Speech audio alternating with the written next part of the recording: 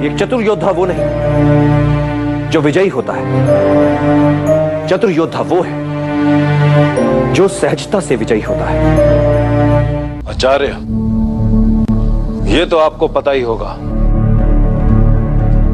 कि जो अन्याय और अनीति से अपने शत्रु पर विजय पाते हैं, उन्हें उन्हीं की विजयश्री मिटा देती है। मैं मिटने के लिए प्रस्तुत हूं, क्योंकि अपनी मातृभूमि पर मर मिटने वाला अमर हो जाता है। विदेशी आक्रमणकारियों से लड़ते हुए मिटने पर मुझे अंश मात्र भी खेद नहीं होगा।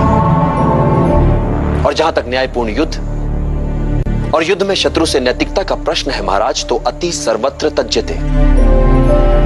नैतिकता अति में अनैतिक दिखती है, न्याय भी अति में अन्याय ही दिखता है। और यदि आपकी शत्रु से युद्ध में नैतिकता वाली बात को एक बार की मान भी लिया जाए,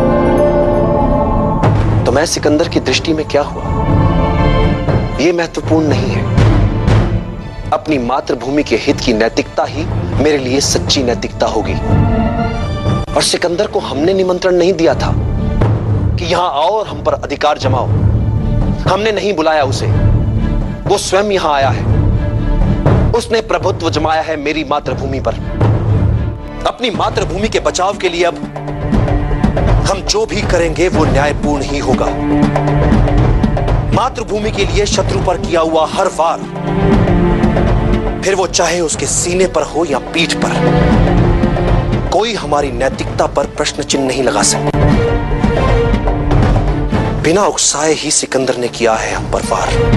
उसने मेरी मां पर किया है वार।